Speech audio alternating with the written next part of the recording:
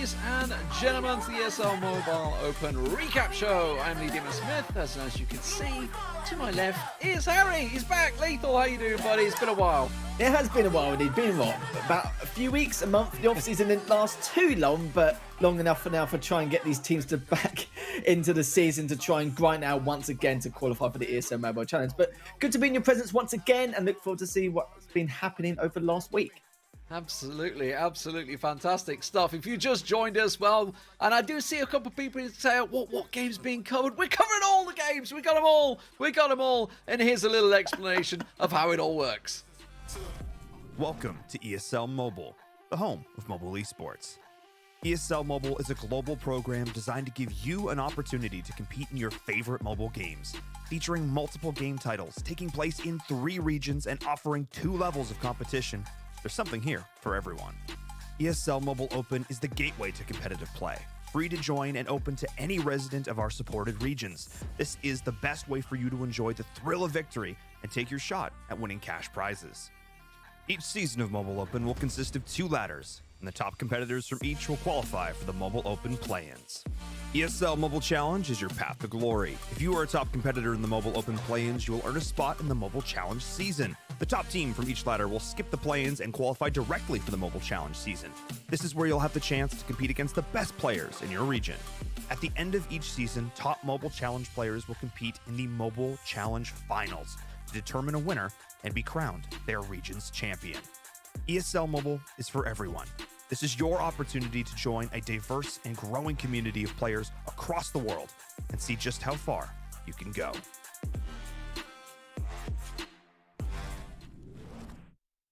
And of course, the secret being the name that it is open to everyone out there. You can all get involved and try and sign yourself up and get into the tournament and win some cash prizes. It's just putting it out there, Harry.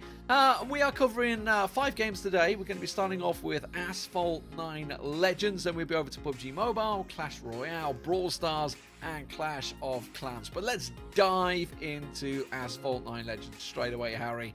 Yourself and I, we've covered this game for a good couple of years now. There's a lot of names in here that we know of. Certainly do indeed. Ronin and Nino there, we recognise them very, very well indeed. And nice to see a lot of new names and new faces here.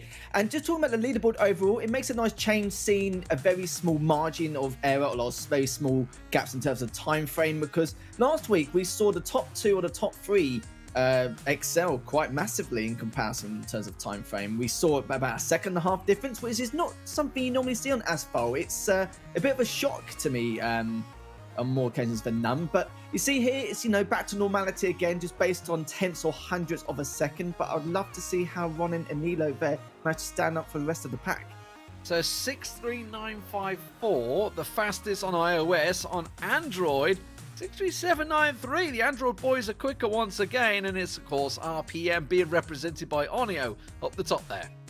Yeah, see a few more of those RPM boys coming in hot. We see Onio, like you've already mentioned, and we already know Furfur, my friends, and Jägermeister as well. So nice to see them back once again, continuing that level of consistency across the board. Asphalt's night is very, very difficult, and you've got to be, you've got to be pretty much a perfectionist at this point, especially the amount of attempts you have in these time trial runs. Completely different compared to multiplayer, which means you have a lot more room to try and make plenty of improvements, but at the same time it's very tough because a multiplayer, people play a little bit more safer, a little bit more cautious in comparison. It also depends on who they're up against as well, but in time trials it's anybody's guess. Interesting. I saw Veloce at 4th as well. I wonder if that's someone representing the esports sim racing organization now. It's a racing game, so having a bit of fun on their mobile as well. Let's get into the games to start with. Obviously, you've seen the leaderboards. Let's just see exactly how they all played out. Of course, starting things out on the 3rd place, this was Rust Pro on the iOS. Yeah, excited to see what he could bring to the table. He's actually used the double nitro very quickly, a lot sooner than I expected. Thought he'd be saving it for the ramp, but it looks like he won't. He's got double nitro up that ramp, waiting for that shockwave, which he does have. But as you know, when you use that shockwave, you don't really get much handling. It's very, very difficult. But I like how he rode the rail just to make sure he can get a little bit more nitro to skin as much value as possible. Using that double nitro to get across here, and then we'll be wall riding to make sure he can get additional nitro to go up and use that ramp to use that shockwave. So I love the little, not errors, but just a little attempt he makes to try and make sure to get much value out of that nitro as possible. Yeah, it's very interesting to see, obviously, the smallest of details between them. Obviously, we have the benefit that these guys won't have, because obviously these guys are sitting there using the tokens, practicing as much as they can, whereas we get the benefit of seeing them, obviously, side by side, all the different time trials that they've tried here. You do see just there, just that smallest connection with the car, maybe it's a little bit of slowdown. Rust Pro is a name that we've seen around a fair bit, but 104.221 his fastest. He was the third fastest on iOS. And people need to take into account as well where, you know, people use the double nitro a lot just due to the fact that not because they're waiting to get the shockwave or waiting to get that boost in order to use the shockwave across the ramp. It's that you get better handling with the double nitro. If you use the perfect nitro or even the shockwave, it's very, very difficult to turn in certain areas. So if you're coming up to a choke point or coming up to too many corners, then there's not really much use even using it really. It's a bit of a waste. So they use that double nitro just to continue to get that momentum forward before they find those narrow parts of the track.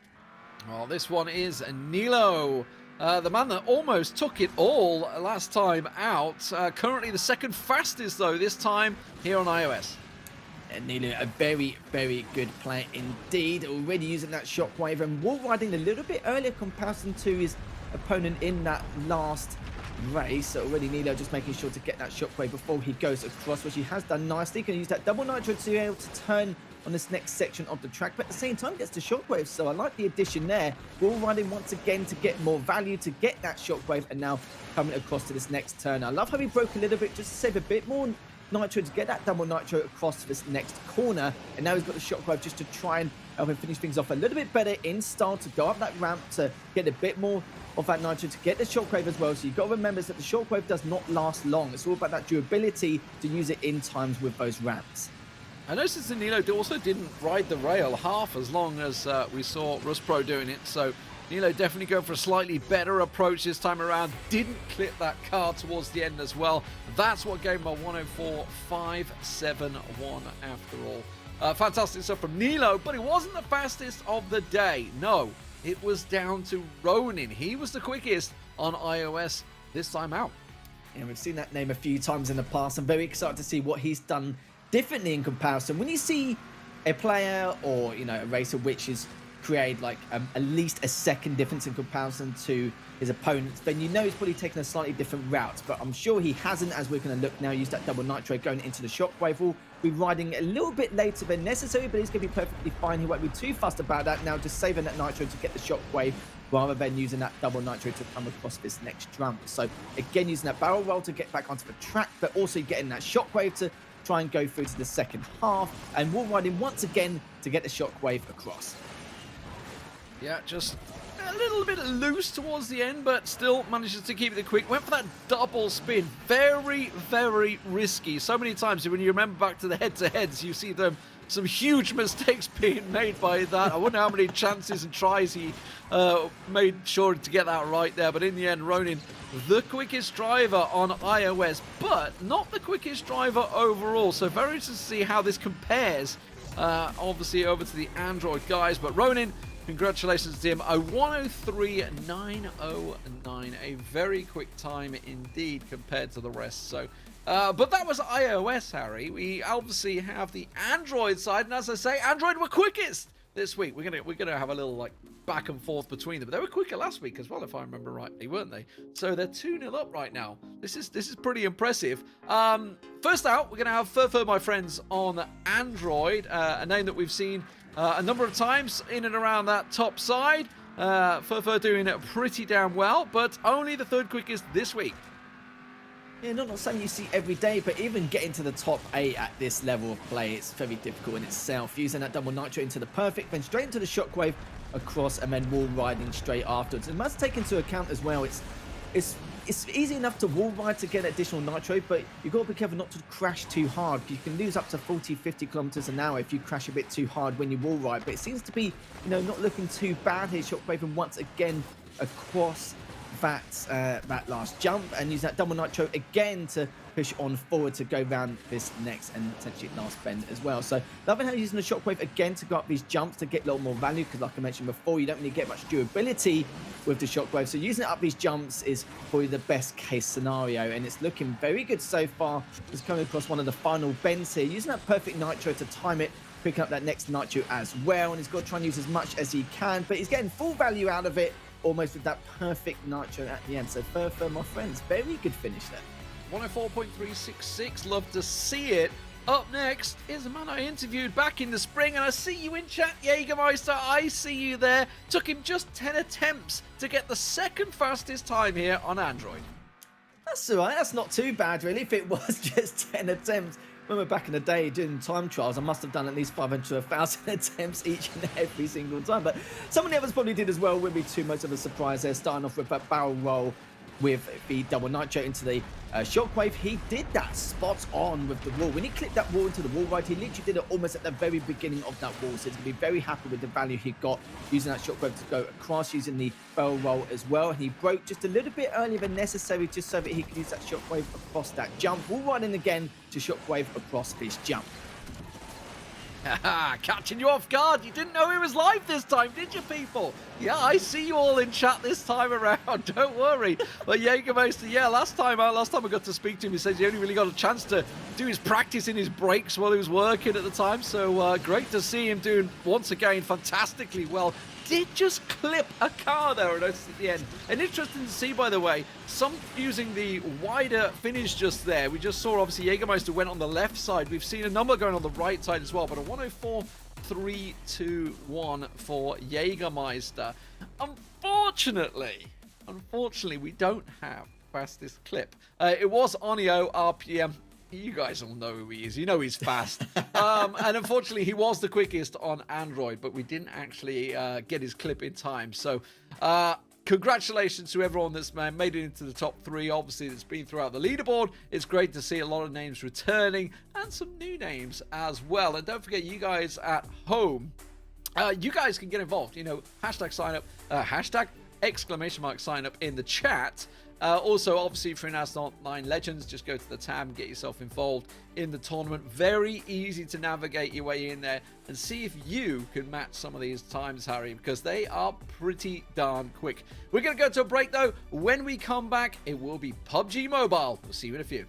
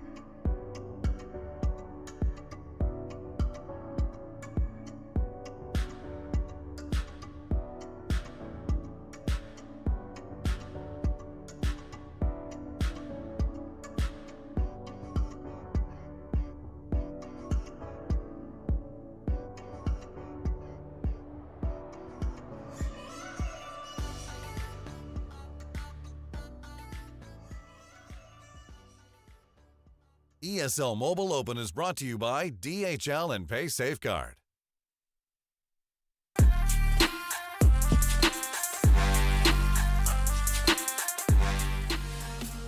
Welcome back, ladies and gentlemen. It's the ESL Mobile Open recap show. I'm Lee Demon Smith, and joining me is Lethal for all night long, all the action. We've been here throughout the spring and the summer, and I mean, it technically still the summer? Technically, it is the summer. Yeah. I mean, we're going to be going into the winter. I guess it will carry on through there, but let's get on to what we're talking about now. It is PUBG Mobile. You guys have been competing throughout all the cups, the open cups, and by God, there is a lot of them, that's for sure. Let's have a look at the leaderboard to see how it's all been shaking out over the past couple of days, because, or past week, I should say, because there is pretty much an open cup every other couple of days, and it's almost every 2 days. These keeps rolling on out, and as you can see, at the top of the table right now is Major Pride. Hot on the heels, though. Only 40 points between first and fourth, so very easy to switch out here. Is Panda Team 12-18, the Baguettes. They gotta be a French team, you know it. Tip Top Esports also hot on the heels. A number of names, you know, a lot of teams having fun, I feel, in here, Harry. Certainly indeed. Like you said, it is a mobile open after all, so it's going to be a wide variety of skill coming into this. And talking about the top of the table, Panda were first, but Major Pride are now managed to topple them, only by 13 points, like you rightly said as well. So definitely going to be very close leading up to the next couple of weeks. And you can see there's well a few other team names you may recognise as well from last season, especially with Destiny as well. Going to be curious to see how they pan out the next couple of weeks as well. But this is what I mean by the wide variety of skill in the ESL Mobile Open, especially for PUBG Mobile. Just due to the fact that, okay, you know, some of the teams may go for placement points. There's a lot more about that positional advantage. But some of these top teams out there will be going for those kills rather than going for the placement, because, you know, there's so many kills available. Like, some of these teams take out like a quarter to a third of the server, which is just an incredible feat in itself. And you may find different variety of strategies as well. So instead of looting a huge amount right from the get-go, they may prioritize the kills instead to steal their loot, and that way, you know, gives them a bit of leeway to go across further to the final circles. So there's different one of strategies you can use at the very beginning, but it all depends who you're against in those matches. Very interested to see if that's the actual Kanina Power in there as well, and I saw her in the top 10, which is obviously the CIS team that's taken part in the global championships a number of times. So very interested to see if they've actually found time to sneak on over there while the league's having that small break. But yeah, Gonzo and Old Boy and co for those guys. That team is they were mega, that's for sure. But this is Panda, by the way. Don't be thrown by the XM tags. This is Panda, the number 2 team currently taking part over here on Miramar. So immediately you can see they've got the overhead angle, got really good coverage. I think I just saw they've got a player down low as well, so they got high and low ground coverage here, which is why they have such a good coverage. You can see 5 teams still standing, making 7 kills now, so already racking up a decent score. Yeah, Lynn's just been a real pain in the backside. This is the problem of using that vehicle as well. If it's like a Dacia or a buggy, then maybe it could have been okay. But because of the amount of space that is underneath that Jeep, it's very difficult to try and stay alive, but at the same time get a decent position. But Lynn looking very good so far. Got those couple of kills on Team LF. But look at this. He's got the high ground, everything he needs there. And he's in a fantastic spot. But in terms of the circle, though, he only needs to push up just a tad here with the rest of his teammates. But looking very good with 18 kills so far. Yeah, looks like just a solo player, also in a vehicle on the right-hand side, so they're well aware of that. We saw him flanking round. Now they know, with just the 3 teams alive, they've already cleared out the one little snake in the grass on the left-hand side. They're going to push down. Okay, so interesting. So they can leave Lin here, giving the Overwatch position effectively, covering over while his 2 teammates go straight in there into the smoke, giving him the cover fire. We can see, of course, with the tags, exactly where they are. They don't see that in the game. They're simply looking at the positions, but the opposition team has repositioned, so it's down to Panda to try and find them. That's exactly what his teammates are doing right now. You can see with Team Panda as well, the way they're moving and the way they're going out in the open, they're very, very confident in terms of like how this is going to go about in their favor. But you can see GK just having a look around to see where they could find them. Exactly that, just using that buggy as bait to find out if any of those players left react. And they did react, and Nate goes out for Fresh to see what he can find, but does do a little bit of damage onto Saw, and Klaus is also behind him. They can't really men up here as Fresh does take down Blitz, and GK does take down Saw as well, runs him over pretty much. There's only one team left standing, and looks like Panda are looking extremely, extremely solid. Oh, it's a shame the grenade got the kills, but it's a shame. You saw the buggy going through. It would have absolutely got the kills, and now you can see Kissly's going around. He's just trying to draw out the fire. He's even going to have the goal to pop out. Yeah, didn't get away with that. That was a little cheeky, a little too cheeky for sure there, but it does mean there's obviously a 2v1 now. They know exactly where he is. They know exactly where it's pinned, and there's not a great deal of cover behind there. This is going to be a simple push-up. They've got the nades for days as well. You can see he's stacked out in terms of what he needs. He's got bandages stacked out, so he should be able to bandage himself up here. Got himself 3 kills already. 10 kill game. Make it 11 if they pick the win up here. The smoke's going down. That's just going to help out their approach, though. So while that's going to work out, you can see he's outside the zone. So right now, Panda hold the zone. It's for him to push through the smoke, and you can see they're putting the mollies down on the floor as well. He's in a world of hurt. Yeah, Rupee is constantly trying to recover, but every time he does, he has to deal with a nade, and I'm not too sure how many meds he's got left, but Fresh is going to be all right for meds in terms of his position and what he wants to do. Has an AK in hand, but his recoil from earlier on just proves like why he's one of the best duelists here. But already managed to take that nice and easy. Lin managed to finish things off as the final kill, and look at that. You can see across the board, 11 kills and first place. Can't complain about that, AD, man. Yeah, and I think it was GK first, the guy we didn't actually see, so he got 5 kills before any of the action we saw there. But you can see in terms of positioning, they had the high ground, they had the circle coverage, and they flushed out sort of clockwise effectively, worked out everybody, swept them out of the circle. So very well played by Panda there. That was the first thing we have, but we do have some more. So let's have a look at Destiny. That was a team that's up in the, I think it was around about 9th position, if I'm not mistaken. So certainly pushing in towards that top 10, top 8 positions at the moment. But Destiny, let's see what they've got here as they are on Erangel. You're right, though. They are currently in the top 16 lurking around. They'll be looking to try and get as many kills as possible to catch up with the rest of the freight.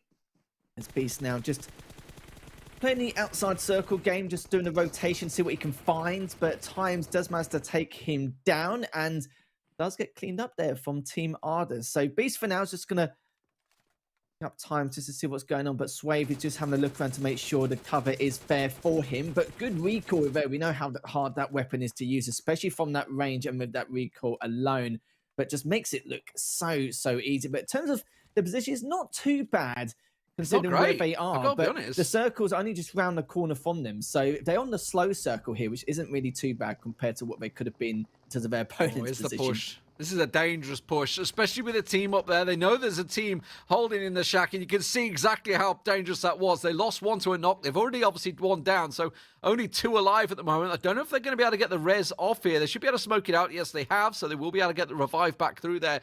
But luckily for them, look at the minimap in the top right. The 2 teams, Team 3 and 2, they're both engaging with one another, so they're not looking this way. They're not focused on it. They heard the vehicles come in, but they're not focused on it. So 11 kills and counting. They've got Swave back on his feet. So suddenly, they're in a much better position. They've got the circle, and they're on the downslope, and they're moving away from this team number 12 on the side here.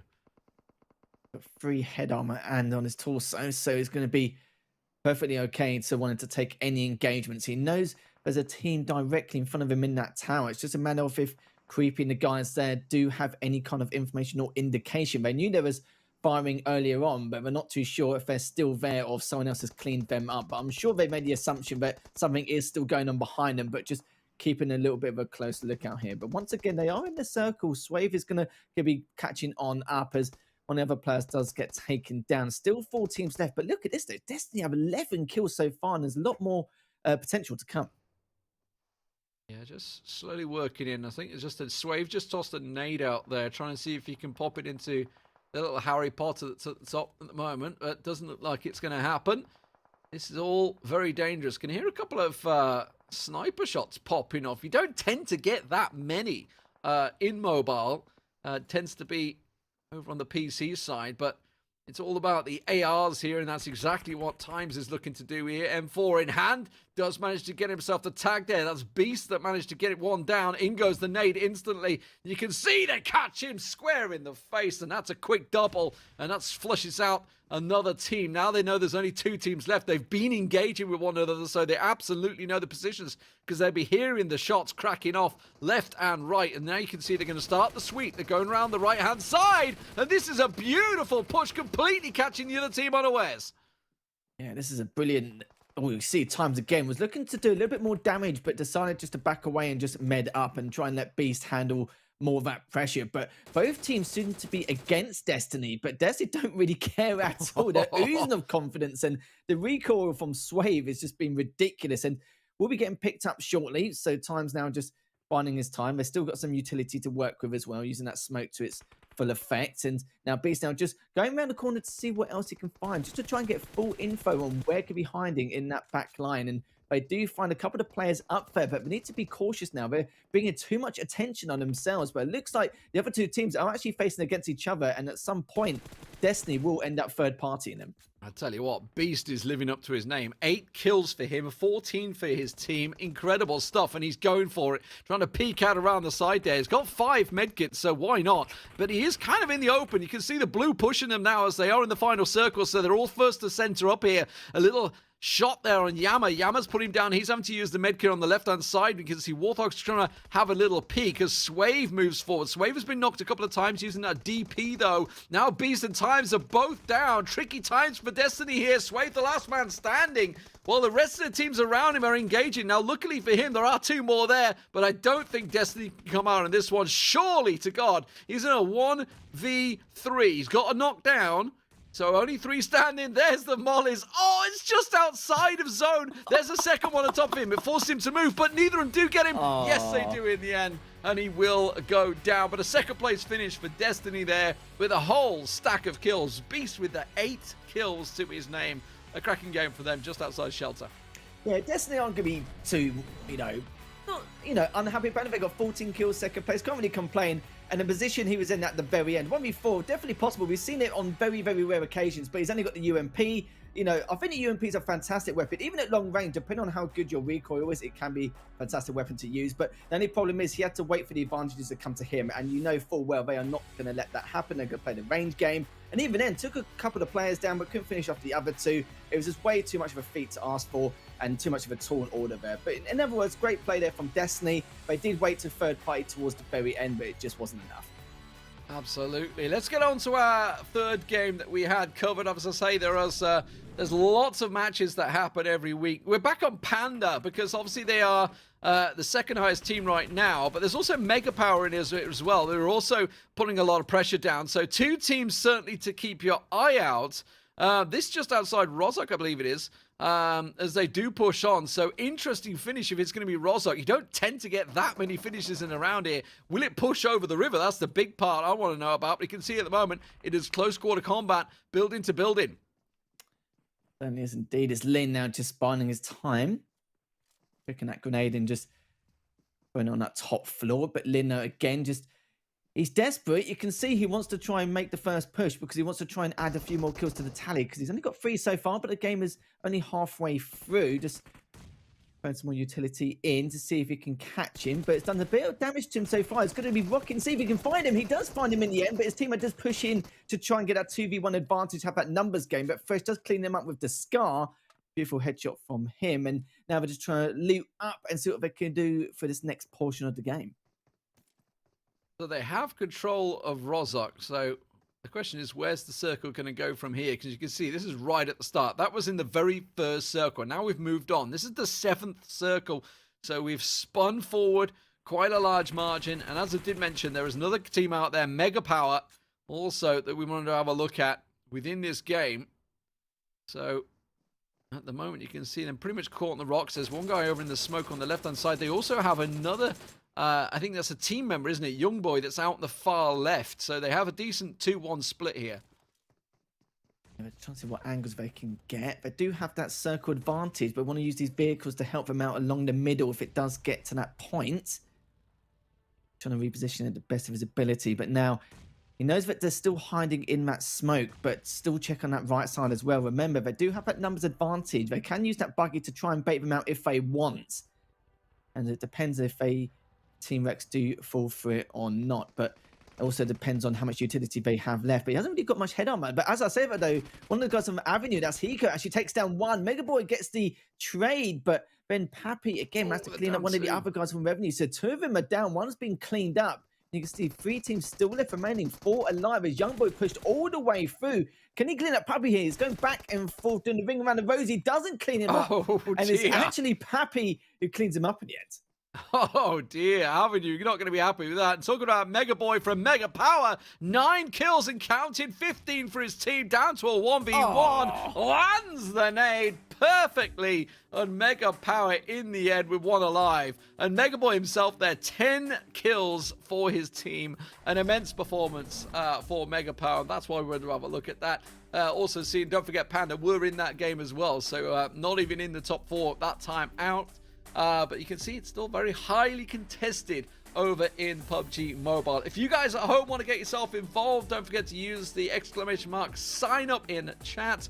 As I say, there's cups happening. It's about 3 cups a week, so plenty of time for you guys to get involved. Even if you can't make one, maybe you can make the other, you know, get a couple of your mates together and have a bit of fun. That's what it's all about. It's all about fun and prize money here at the ESL Mobile Open, and see whether you can get through to challenge as well in some of the other games. We're going to go to a break and we're going to move on to one of those other games. This time it's going to be Clash Royale. See you in a few.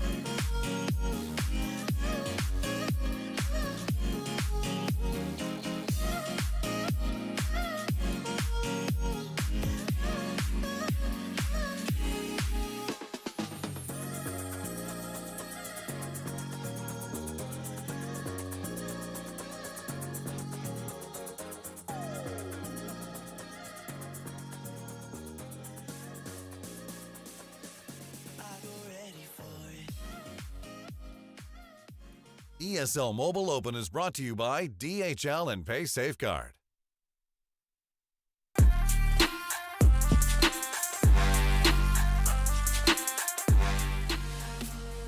Welcome back, ladies and gentlemen. It is the ESL Mobile Recap Show, bringing you all the action from the week. I am Lee Demon Smith, and joining me is Lethal for this one once again. We've already covered Asphalt 9, Legends, and PUBG Mobile. Now we move on to Clash Royale, where things have been hotting up. Different format this time out from the spring. The spring, of course, was all about a ladder. This time it is straight up knockout competition. We get to see the best of the best, Harry. And at the moment, it's getting really quite interesting because we're seeing a couple of names returning and a couple of names that we were used to seeing on the top of the ladders getting swept aside. Certainly, we've seen quite a few upsets last week. Some we did not expect at all in the slightest, but, you know, I grew up with open brackets. It's one of my favourites. You know, league format, don't go on, it's great, but I feel like with an open bracket, it's more chances for some of these newer players to come into the scene and be able to collect those points in order for the later stages of the ESL Mobile Open. But this is the bracket here for the second tournament in this first split. And as you can see, Shadow's looking really strong so far in this tournament. In the last tournament, I think he got knocked out very, very early on. I want to say like around the round of 120. I could be mistaken, but we'll double check on that. But Shadow looking much, well, actually, let's be honest, it's 10 times better from what we saw compared to the tournament last week. And Lucas, the Portuguese player that we saw in and around the top of the ladder a number of times, going out, as you can see, in the quarterfinals there. But as you can see, Shadow is the man to take it all. So let's see exactly how he got there. The Romanian performing well as he did throughout the ladder. In fairness, he was a name that we all saw in and around the top 10. So it'd be very interesting to see exactly how it worked out. The first game, though, we're going to cover is not going to be Shadows. We don't want to just give him all the limelight. He's going to get plenty of it. We want to look at Max GG, his opponent, obviously the German player that did come up against Inthrill125 in his first matchup in the quarterfinals. I think the good thing about the open bracket as well, you know, we were speaking about it earlier on, was just the fact that with some of these teams, or sorry, some of these players in this retrospect for Clash Royale, it's very, very difficult to jump straight in, especially when some of the players have already played 20, 30 games, because they're already heavily warmed up, and some of the new players have just come straight to the scene. And now with this bracket format, it gives them more of an opportunity if they've joined pretty late on. Now, the problem is for all these players, it's single elimination format, so there is no second chances here coming forward. Let's see what Infill can do against Max. Max had a fantastic showing in the tournament last week, placed second, so of course he was looking to try and get into the grand final once again. But let's see how Max does this time round. Absolutely, Max, the German representative, as we know, we already saw, you know, spoiler alert, we know he wins this game, but let's see exactly how he does that. Obviously using those Dark Knights, the Valkyrie quickly answered, the Bomber, which was, you know, my favourite unit back at the start of Clash Royale. What was that, about 5 years ago now? I think it was when it came out, somewhere around there. Been a while. Actually, probably longer than that now. I think I was doing CSGO at the time as well. We were all at it. We were wow. all the casters were playing it at the time. So yeah, it was a long time back now, but yeah, a decent start for him overall, but there's the Mole Miner coming through. Going to get himself popped there. Instant response, though, from Max. And a very defensive opening, as we kind of expected. Just a little bit of value coming out of the Dragon. Yeah, he heavily distracted that Inferno Dragon there. But you can see from the top as well, Infield does have that Tesla, has the Wall Breaker and the Valkyrie in his back pocket when he wants to use it, using that Wall Breaker just to focus on that right tower of Max. But the E-Giant comes out now, and a lot of people have, you know, problems dealing with this E-Giant. It's just a number of what defensive units you have and how much you can distract him along the way to help get these the towers to fill out as much DPS as possible. And Inferno Dragon coming out once again. And the Bomber, like I said, has come back to play, distracting that E-Giant as well to do much DPS towards it as possible with that Goblin Cage as well, just making the E-Giant just divert his path a little bit. And great stuff there from Infield to deal with that first attack. I do love to see what exactly they can use and sort of what they bring to the table. But here we go. Final minute. Times to Alexa. Kick it. This is when things start to hot up. And now out comes the Witch and the Dark Knight immediately getting straight up there. The Witch has been taken down. Now they're going to have the E-Giant. So a little bit of a play on the left and right side. See what he's got to bring to the back. The Valkyrie will do enough to take down the Knight. But the E-Giant coming in, that's going to use a tornado to try and draw everything in close to it. And it's actually drawn the E-Giant across, which means he's getting hit by both towers. And the Dark Prince doing absolute work on that left-hand side, and now he's using those wall breakers just to try and pummel that right tower down to 924 HP. His infill has done a great job on the attack against Max, but now Max needs to find something here, because don't get me wrong, he's still got a couple of minutes left, and normally he does rely on his E-Giants. He did it in that last tournament back last week, and now not get as much value as he would like. His infielders are doing a great job just being able to distract that E-Giant and using that Tesla as well, just to try and put him in the dust. And now the Inferno Dragon is just going to add even more insult to injury, and it's going to be very difficult for Infield to try and hold off here. Yeah, the Witch coming in, as I say, the Inferno putting the damage down. Still got to be very mindful of the 900 damage that's remaining on his tower at the back here. This is going to draw them across, and you can see they're starting to stack out now. Inthrill's in all sorts of trouble. There's the damage going down. The Witch is maybe going to be able to steal it away. No, left on 159. Has he got anything? Yes, he does. Just a little lightning spark to finish the job, and Max will take it in the end in a quick 1-0. I say quick, we just about hit overtime, so it wasn't that quick.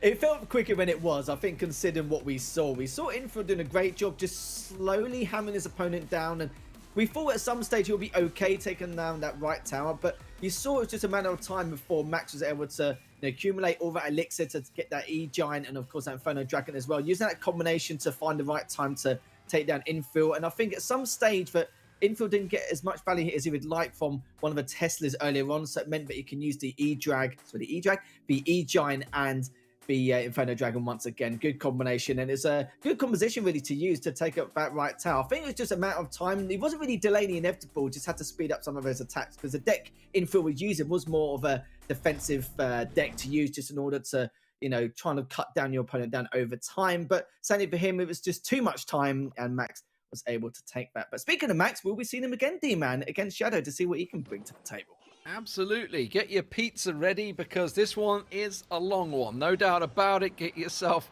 settled in. It's going to be a bit of a defensive display from the two teams, which, is not a bad thing. It's great to see how the different teams can work out. As you can see, the Goblin Hut being put to work by Shadow.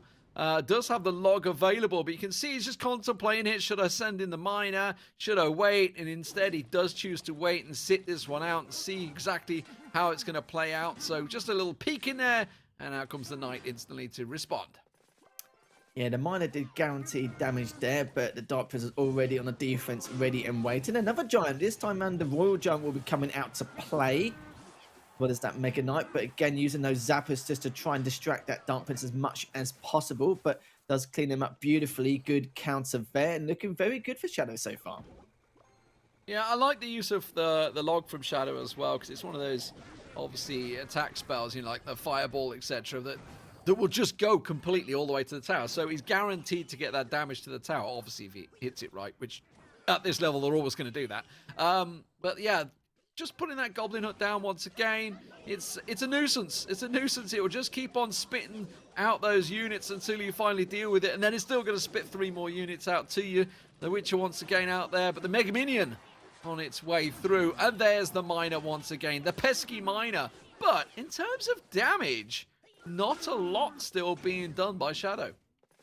Looks like Shadow's playing into the late game, especially with that miner. The only problem is for Max is the fact that he has to use that Dark Prince every single time to take out that miner, but also he needs to save the Dark Prince just to, in case it does use that miner on a number of occasions. So he always has to take that into mind, and using those Royal Recruits now just to push on up, and let's see how he's going to be able to deal with that. Looks like we'll be bringing out the Royal Giant again as that Mega Minion to take out these Royal Recruits, and we'll be focusing across that right hand side. So you're absolutely right, though, we'll be in the long run, because look at the damage done so far on both of these Queen Towers. It looks like barely anything's been done. It's neck and neck, just trading back and forth, and neither player has really had the upper hand. You could say now that Shadow's got a slight damage advantage, but that's literally about it going into the second half.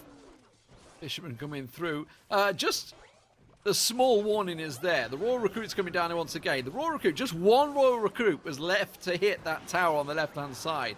and he got it down to 15-26. That's the damage that's been done here as we are going into overtime. Once again, the defensive units being put to work. There's the log roll going straight through, and now we are into sudden death overtime. They're going to get themselves a lot more, obviously, elixir coming through as well. It's going to be pumping, so we expect to see things quickening up. And it will do indeed.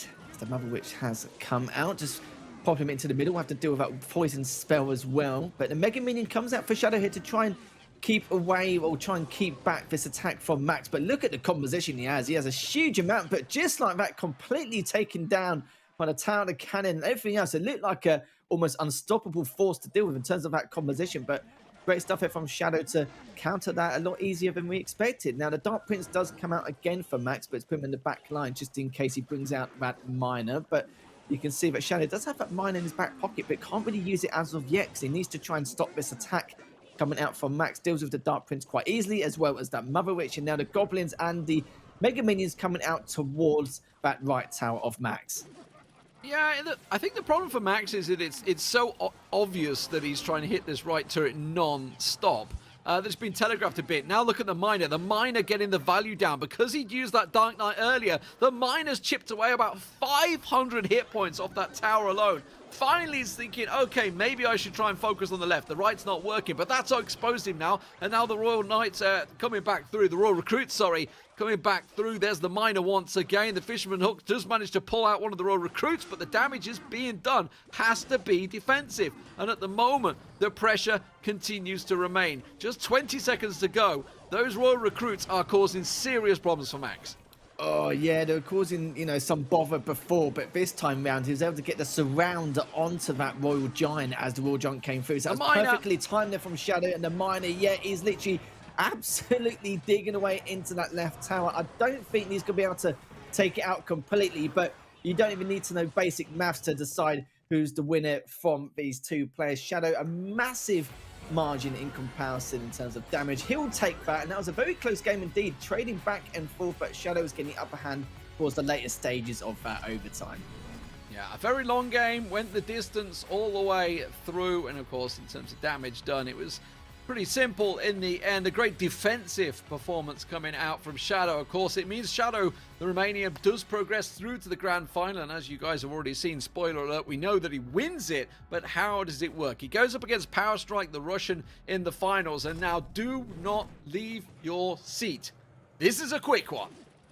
It really is indeed. And literally, you blink, that's it. You're pretty much done here. And I was gobsmacked to basically here, how quick this game was. But let's see how it unfolds, as already Shadow's going to continue with this aggression right from the very get-go. But let's see how it actually manages to do it. Trying to defend it, but, not exactly the best of counters. Everything's been taken down completely, and there's Goblins there just doing a huge amount of damage towards this left town. Just like that, it's only been a few seconds here, dear man, and gone straight for that King Tower. Looks like he'll be able to do at least a third, maybe even half damage towards that King Tower. And yeah, that's not bad work for, just under a minute. I don't know whether he just got caught off guard, but he had no answer to the Mega Knight, no nothing. It's just, good game already given. You can see, 2 minutes gone. He's like, yeah, I got this in the bag. It's just using the poison on the back tower. I think for Power Strike, he's kind of just like, well, that has not gone well. Decides instead, I'm not going to play an elixir. GG, well played. Congratulations to Shadow. He gets himself 3 crowns, and it is a easy win in the end by Shadow, the champion of tournament number 2. I felt Power Strike may have thought to himself, okay, I've been completely countered here. There's no point going on. But yeah, it's just one of those things. It can happen. It happens on a rare occasion, but Shadow, like we said before, played extremely well. Even during the last 4 or 5 matches, I did take a look at the bracket, but it was just 2-0 sweeps. So it was hammering at so many of the opponents, especially across that later stages. Yeah, superb stuff. So congratulations once again to Shadow, the Romanian, taking the victory here in the ESL Mobile Open week number 2. If you guys want to be there in week number 3, we'll get yourselves involved. ! Sign up in the chat. Get over to the ESL Mobile Open website and get yourself involved. If you are a Clash Royale challenger. You can maybe see if you can take themselves some victories in the tournament yourself, or just simply have a bit of fun with it. That's all you got to do. We're going to go to a break, ladies and gentlemen. When we come back, it's the game that we certainly cast a lot of. It is Brawl Stars. See you in a few.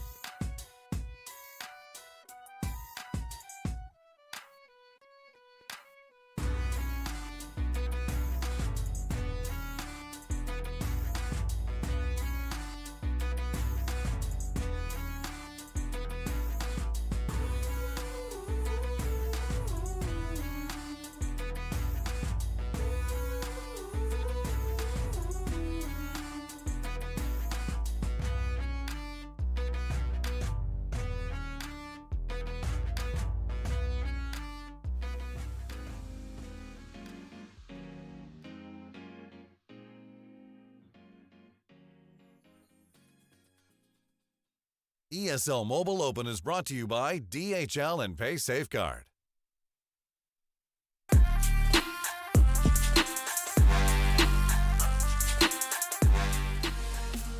Welcome back, ladies and gentlemen, to the ESL Mobile Open Recap Show. I'm Lee Demon Smith, bringing you all the action. Alongside me is Lethal, and we are moving on over to Brawl Stars, our home for the last couple of months. Honestly, Harry, we've been having a great old time with this.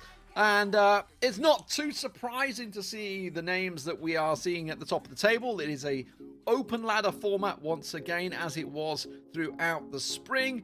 And what it's building up to is a play-ins. Now, if you're into the top 9, you're a chance to go into the play-ins. The number 1 will be going directly through. If it's the same as last season. I've just realized I haven't double-checked that information, but I'm pretty sure it's true. That's how it all works out. Let's have a look at the leaderboard, how it all stands right now, because, Harry, there's, as we say, a lot of names that we expect to see up there, but a couple of new ones too. Yeah, Pharmacy Senders. We haven't seen them before creeping on in, but some of the names you will definitely recognize: Tribe Gaming, EXO, Na'Vi, who, you know, didn't have the best of starts in ESL Mobile Challenge. It took them a while to get that first W on the board, but there was a lot of things they rectified, but did say that, you know, they could have done a lot more. We saw signs of life towards the end of the season, but hopefully we'll see more signs of life from them if they do manage to qualify, because they could do so far in first place position. Like you said, first place will qualify straight away, second to ninth will then go into the first play-ins. And speaking of ninth, look at that, SK Gaming have made a little bit of an appearance. Big Event as well, just lurking on in, so we'll have to see what they can come out with. And Kozaki, I haven't seen them in a long time, actually. I've not really casted them since back in May, I feel like. So nice to see them getting themselves involved and to see if they can call up the table a little bit further.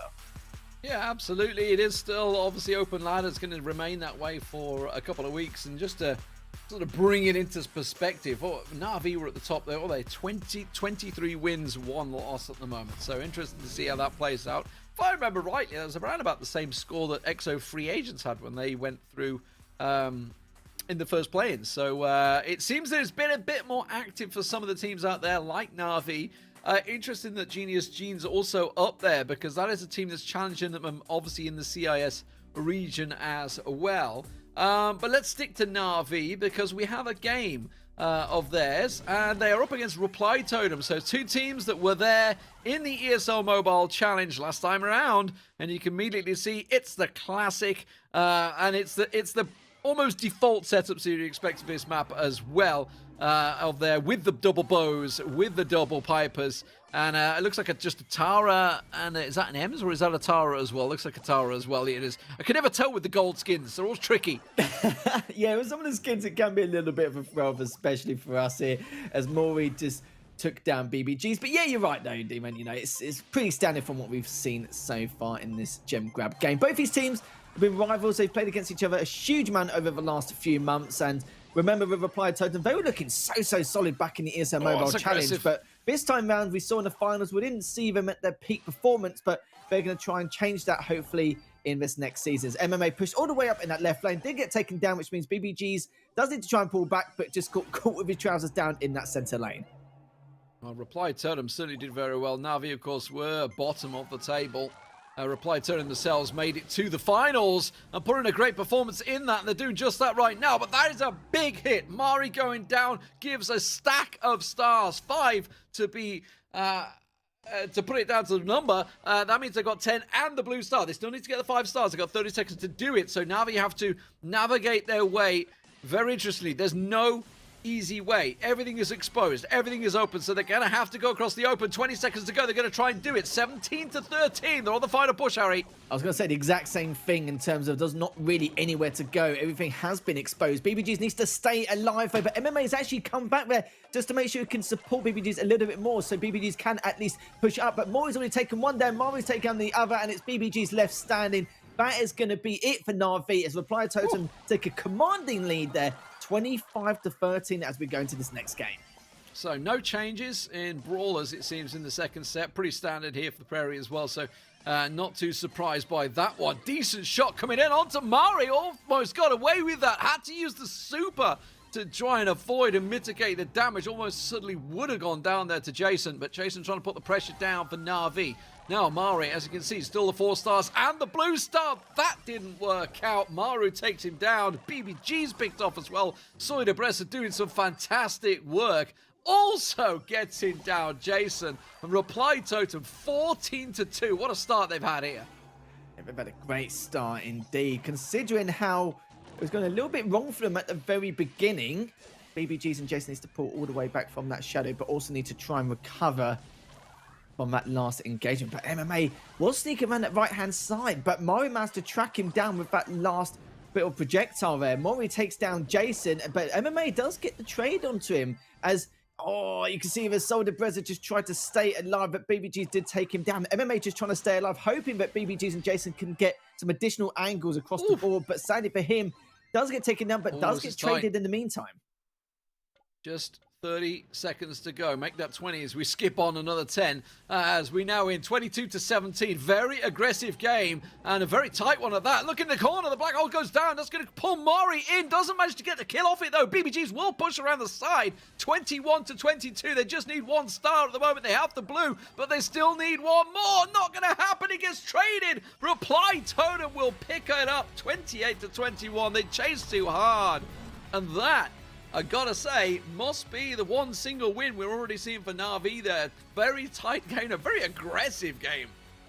It certainly was. Now, I must say, Reply Totem needed that win, but just due to the fact that I checked the leaderboard, because I was like, why are they not in the top 16? That seems not normal, but we had a look, and they're actually 37th. They've only won 2, lost 3, so they needed that huge amount of elo to even get a little bit closer to the top, because they have to play a huge amount of games to try and claw their way into the top 9 if they want to try and make anything happen. Because you've got to remember, Clash isn't in the top 9. They're nowhere near it. They're actually in the same boat as Reply Totem, where they need to play at least, 10, 15, maybe even 20 games in order to scrape into that top 9. Meanwhile, Na'Vi have played 14 games this week. Incredible stuff. Oh my God. Yeah, that's a lot of games. Let's have a look. Let's spin things on. This is Pharmacy versus Genius Gene. Genius Gene, as I say, they've been putting a lot of pressure down. Obviously, a lot of praise. Certainly coming out from Ark, singing about Alex's praise for Genius Gene. They're putting a lot of pressure on the world spot for the Brawls Championships, of course. Onto Na'Vi. They're obviously one of the CIS contenders, and the pressure very much on. Certainly is indeed. 10 seconds left remaining, but you see there, Wams was able to get that last goal in for his team, so perfect timing there. And already, look at this. One of the players is pushing all the way up and takes down Wams straight away. That was a very aggressive start, but definitely give him a helping hand with that Rosa. And if he manages to recover from this, it's going to be looking very bleak for Dark Angel and the gang, as Alex has pulled back to stop Robbers with him to try and support him with that Poco. And the Rosa needs to try and make this initial push at some stage. 20 seconds left. It is 1-1, and now we've only got a little bit of time left for something to happen in between both of these teams. Keep your eye on Alex. You know he can jump on them there. Both, there's a spike actually working pretty well against them, though. Shark running that spike. He's going to try and stop them around the corner there. Now it's going to buy time, as you say, for Rosa to get that little bit closer. Now we go to overtime. Now this is not a good game for Genius Gene. With everything gone, they need ranged champions, brawlers, and they just don't have them at the moment. But the question is, can they get the ball? Can they get the damage down? Yes, they can. Alex in, gets down 1. Can he get Whams finished off? Yes, he can. Now stop Rob on absolutely nothing. Somehow survives. Can't get to the ball, though. Great work from Shark to try and get away from that one. Alex now up there. Rosa also up in told, but I'll tell you what, have they just lost their chance? I think they might have. Oh, they might have done indeed. Both of them just needed a tickle of damage in order to clean them both up, and he just could not get it. Now being taken down, and the numbers advantage definitely working in their favor, but not going to push through abruptly just yet. But a super comes out. Great shot there in between all 3 of those players. But mind you, whoever's playing the poker, I think the stop Rob was actually just on spawn. So in between both players, we'll say, not the whole 3. But then again, that was a big opening for him to take advantage of, and you saw for there, clear as day, it was going to happen, just a matter of time. And I love the fact that it was Sharks that got the goal as well, because it was him that made that defensive push, got it away from Alex effectively, wasn't able to get that in there. So the buzz almost working out. As soon as that cover goes and you've got those melee brawlers, then it's going to become a problem. The bruisers just can't get close enough, and the range will work out in your favor. So Genius Gene losing that game to Pharmacy Senders. Moving on to our 3rd game of the day. It is Exo Free Agents. We're going to get to see what they can do. They are up against the Esports Empire, who, by the way, are doing pretty damn well in the table right now. They are sitting in 5th place. Yeah, they certainly are, and it's about to see what they can do. It's actually cursed some Belly and YDE now The guys from EXO are back to cause a bit more mischief. If Barry now actually does take down Curse, going straight for that save and trying to do as much damage as he can with that Primo. And my God, down to 50%. But then again, if you look at the other safe as well, it's now down to 37. It's going to be basically a base trade down to 21% now. It's going to be very, very difficult, but it looks like they will be able to survive. Oh, they could both charge this. 24%, they can get this easily. If somebody can get around the side there, you can see Whitey's ready to go. There it is. There's the elbow drop. Opens things up. In goes the charge, but they get wiped out. Is the super enough? No, it leaves it on 1%. Empire, can they just push onto this one? Esports Empire, the respawns will come in. They're going to go full defensive. 9%, 3%, 1%. One more shot comes through. What an incredible finish. Esports Empire. Kirsty's going to be absolutely screwing that it got left on 1% after his super went off there on the Rico. But now back into the next matchup. What an incredibly close game this is. Let's see what sort of brawlers have switched out here. So they've switched out. Okay, so no more Primo. So they've got the spike in there instead. So trying to go defensive against it along with the Barley.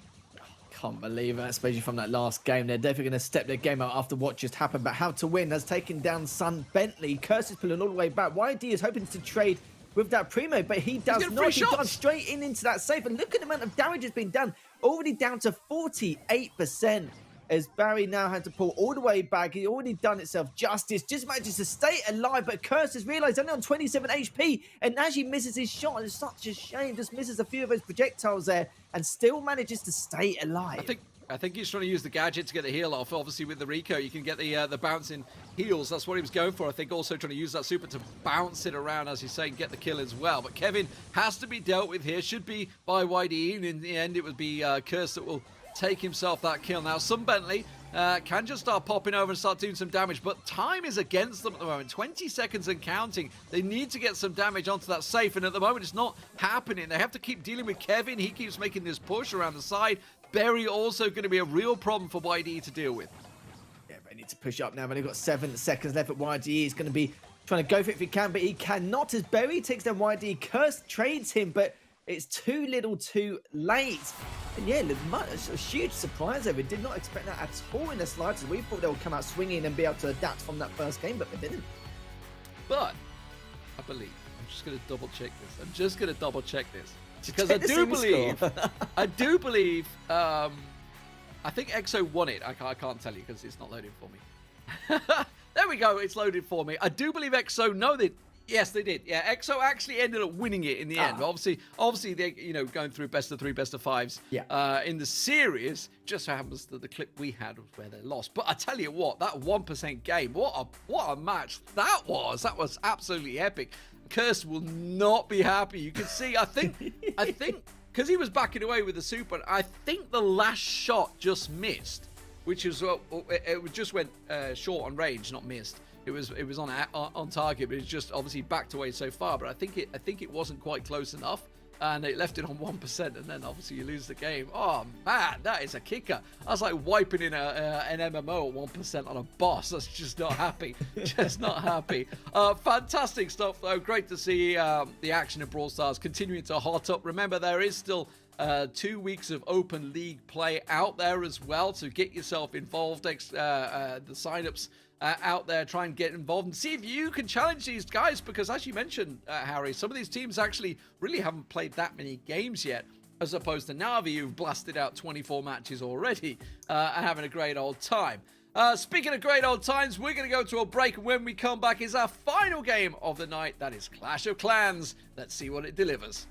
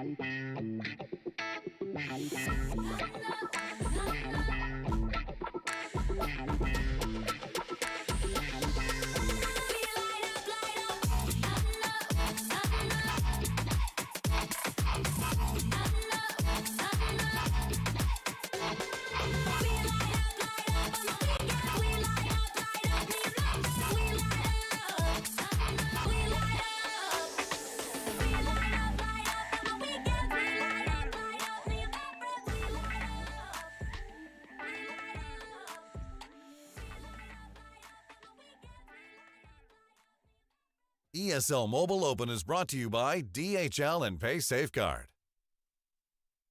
Good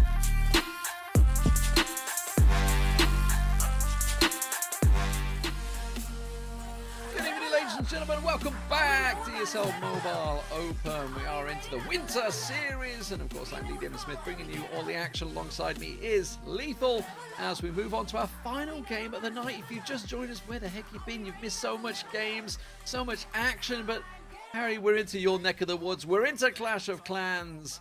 And things are hotting up. It's getting very interesting at the ladder. And if I cast my mind back to just before Plains 1, when we happened back in, God, I think it must have been June, maybe even before that, maybe May, I think, maybe, or somewhere around there. A long time ago.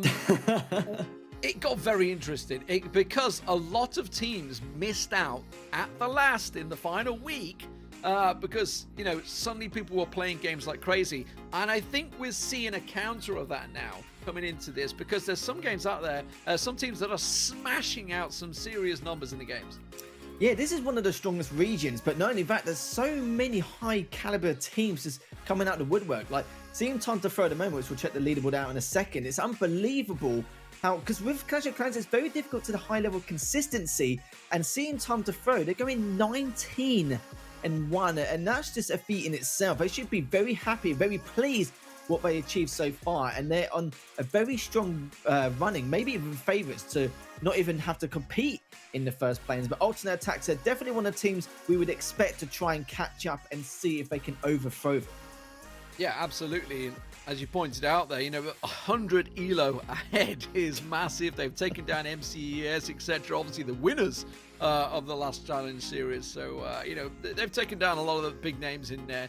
Pretty much everyone below them as well. Alternate Attacks have lost one game as well. They lost to Carnage Gaming. So, obviously, in there, Nolex, very great to see them, by the way, in third place. They're one of the teams that did miss out in their play-ins, unfortunately, by the final game of the night before the lockout happened. They missed out, they dropped down and out of the top 9. So that's why we're seeing some of these teams sort of going that extra mile, as it were, to stay in the top of the leaderboard right now. MCES, you can see, sitting there hovering around 9th place. As I mentioned, they were the winners of the ESL Mobile Challenge just gone, and a team that is certainly putting a lot of pressure on the likes of Alternate Attacks, who obviously were going into that as favourites. A lot of people need to take into account as well. They're probably wondering, why have Alternate Attacks, you know, why have they not played as many games? Why are MCES the reigning champions in 9th? And why is Tribe Gaming the team that placed 4th in 16th? They haven't really played many games yet. Okay, it's not the best win-loss ratio, but you've also got to take into account that the finals was only, what, a week and a half, 2 weeks ago? So yeah, it's a little bit later than necessary due to, you know, other events conflicting with it. So they've got a lot of events to compete in, but all at the same time, they need to try and play as many games as possible to try and make it into the play-ins, which is why you see, you know, the placements in terms of these top 4 teams upside down on its head completely. But Alternate Attack still managed to find room to go 10-1, which is a surprise in itself, considering they just came off, you know, competing in the ESL Mobile Challenge finals only 2 weeks ago. So if people are wondering, that's actually the reasons as to why, and we should see them climb up the table over the next couple of weeks before the first planes. Well, sometimes quality over quantity can help out as well. Absolutely. We'll see exactly how they can put their games in. Let's get on to the first game of the night. We're going to be covering from the week, though, and it is MCES. They are up against Nolex, and it is Kingsman on the attack. Let's see what shenanigans he's going to be getting up to already with the Blimp and the Rocket Loon on that south side. Looking to maybe go in towards that crevice, into that compartment to drop, and then use his Sneaky Goblins to drop on out, which he has done. We'll be using the Rage spell, which can use the Invisibility spell as well, just to keep him alive and to do as much damage as possible in between those two compartments. Looking to try and take out that Inferno Tower and anything else on the sidelines, including that Scatter Shot, which he has done. Great stuff from him. But look at that, it's got 7 Dragon Riders in his back pocket ready to use in this composition. And I assume he's going to be using the Queen on that right-hand side to deal with that next compartment. You can see the Lava Hound, they're heading towards the eastern side. You can see the Archer there just having to deal with it, attracting that Lava Hound towards the eastern side. So now the Queen can then deal with that, and now using a couple of loons to not only try and take out the Archer Tower, but to see if he can find any traps along the way. Yeah, we should point out this is obviously a pre-patch. This was these were played from I think it was pre-Tuesday, wasn't it? Yeah. When it came through. So this is all pre-patch. Obviously, there has been a couple of changes that come through, but that's this was all played out before that. And now obviously the Queen now dealt with the units. Off he goes on his push and see whether he'd be able to take out and try and funnel through. Obviously, the idea of the Queen walk at the moment is to try and funnel down as much of those defenses, so when his main attack does come through, it can be funneled in the right direction. I love that as well. Bringing up that King just on the western side again, was looking to try and get the Queen into this next compartment, which is fantastic stuff. Using that King, will be using his ability right away to take down his Town Hall. Super important here. The Queen needs to stay alive. Use that invisibility spell to make sure to get full value out of her. The King has taken down that Town Hall. We'll be taking that Inferno Tower as well, but this is the bulk of the attack. The Eagle Artillery is actually focused on one of the Dragon Riders. The Warden and the Dragon Riders now pushing on from that southwestern side. Going to be pushing in towards the center, looking to take down their Expo and the Scatter Shot as well. Looking very good so far. And also deploying that RC to take out the remainder of the defenses going up in the next compartment before the Dragon Riders deals with that multi-Inferno Tower. And great position with the Rage spell as well, just to again get further value to not make it too much of an expensive attack. So at least it's got enough units to then push on up to give that potential of a triple more in his favor. But again, the RC is still alive, going into that northern compartment, taking down the cannon. All he needs to do is take down that mortar and the Archer Tower there on that right-hand side, and it's pretty much done. But let's be honest here, it is pretty much said and done. There's no more defense left. It's just basically clean-up duty here, D-Man, as now you can see Kingsman will be gaining that triple for MCES in this war. Yeah, very nicely done. So MCES, obviously we saw them, as you mentioned, just 9th in the table. Obviously Nolex were 3rd in the table. Great pickup for MCES. We didn't expect anything less from them, as you say. They were the champions of the ESL Mobile Challenge, and Kingsman delivering as he has done many times before for MCES there. So fantastic game for MCES, and I'm sure we've got many more games to come from them as they lead up towards ESL Mobile Challenge, and of course the World Championships that will also be happening later on in the year. Let's move on to our second game. We were talking about obviously their rivals, a team that we expect to deliver and often has. It is Alternate ATAX, and it is Vala on the attack here against 99% Fair Play. Speaking of alternate attacks, even though they placed 3rd, it still feels weird even now, because it's weird not to see alternate attacks just in, you know, a grand final, or every grand final, especially just in this EU region alone. And the fact that they make that grand final, they would have definitely been kicking themselves massively, because it's not something you see every single day. But Varley in there will be coming up for alternate attacks to see what he can do. Already making a start in that northern compartment, dishing out a lot of damage already. But how is he going to approach this Town Hall? Already using that Queen, using that wall breaker to then get on through, already creating that funnel, and now taking out the AD first before he does take down that Town Hall. But just looking at the spells so far, he does have 4 rage spells. He does have the invisibility spell if he gets in a little bit of trouble as well, so should be okay here. But the Lava Hound will be having to delay this Queen ever so slightly, so we'll be leaving her for at least another 10-20 seconds. A bit of a pain in the backside, but these things happen because the whole point of that Lava Hound is to make sure to try and hopefully in terms of the defense for Romeo, that Varley will time fail. But we'll see now as the rage spell does come out quite early on for the Queen. just taking down that Town Hall momentarily. But the Dragon Riders and the Stone Slammer will be coming out on that western side to go towards the Eagle Artillery. We'll find some testers along the way too. But I must say, good position with that Stone Slammer just to take down the bulk of the DPS from Romeo to give these Dragon Riders a little bit more leeway pushing through. You can see the Eagle Artillery has been taken down. The Sweeper's been a bit of a nuisance here, having to deal with so many of these air traps. Yeah, a lot of air traps in there. And as you say, that Sweeper may put you to use. Try and work it out there. The good freeze spell coming down to try and slow things down for the Mega Inferno. That's putting the damage down, but in comes the Royal Champion to try and shut that out. Tricky attack there for Vala, and you can see obviously he took out the corner, tried to get that L-shaped sweep through, and it is working. It's paying off for him. Certainly is indeed. Another rage spell comes out again for the Queen, just taking down that Wizard Tower and the Archer Tower on the right-hand side. And let's be real here, Demon, not really too much left there. Just a couple of Wizard Towers, the Archer Tower and the Cannon. And that is going to be pretty much it. Now just going to be gaining a triple here with alternate attacks. But that RC will be okay. Still managed to stay alive, like you rightly said. I don't know how much HP he has, but it's almost close to 0. And it doesn't really matter too much anyway. Still have plenty of time, but will speed things up a little bit to gain that triple. And wouldn't expect anything less from alternate attacks. But interesting fact, though, about alternate attacks. In the ESL Mobile Challenge, they managed to gain 199 out of 200 stars, which is available in all their matches across the board. And yeah, that's just an achievement in itself. So just shows how highly consistent they are as a squad. Yeah, that's pretty darn impressive. I'll tell you what, I feel for the one guy that failed. Who got the 2 stars? Who was it? Because you know the rest of the team were on him. You know it. Let's move on to our third and final game of the night. It is Nolex. Obviously, we saw them sitting in third place in the table right now. They are on the attack, and it's going to be Reen up against G Barcelo, or Top Barcelo, as the case is for Grun.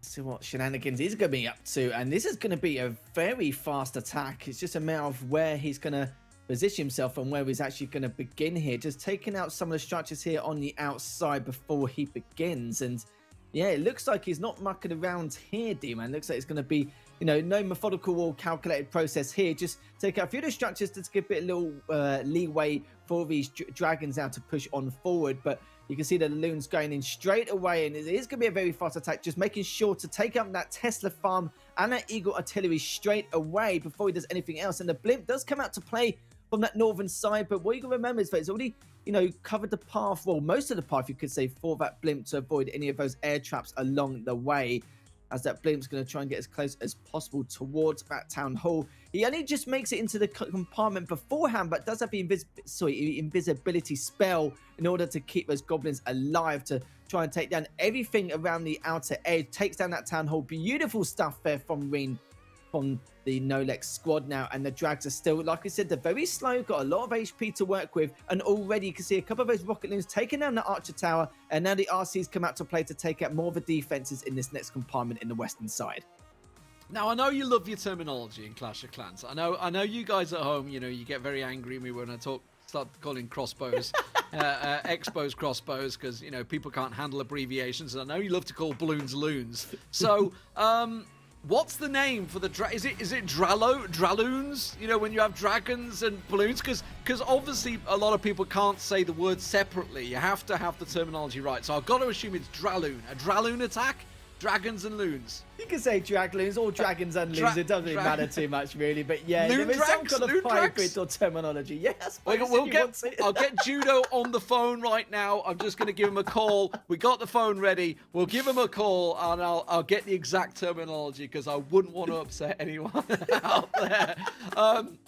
Guys, this is an open ladder. This is an open table. We are all having fun with it. You guys at home are having fun with it. Some of the big teams are only just getting involved, and you can get involved as well. Use your exclamation point, sign up in chat, or just go over to the ESL Mobile Open website and get yourself involved. If you've got yourself a couple of friends in Clash of Clans, or any of the other games that you've seen tonight. Obviously, we've been covering Asphalt, PUBG Mobile, Brawl Stars, and Clash Royale, as well as Clash of Clans. Then get yourself involved, have a bit of fun. You may even do well and get yourself and surprise yourself. Maybe you'll get a bit of money out of it, who knows, or just simply enjoy it overall. Lethal, it's been fantastic working with you once again. I'm sure we're going to be seeing a lot of each other over the next couple of months, as well as all the production at home. You guys in chat, I've been keeping my eye on you as well. Hope you had a good night. We'll see you next time.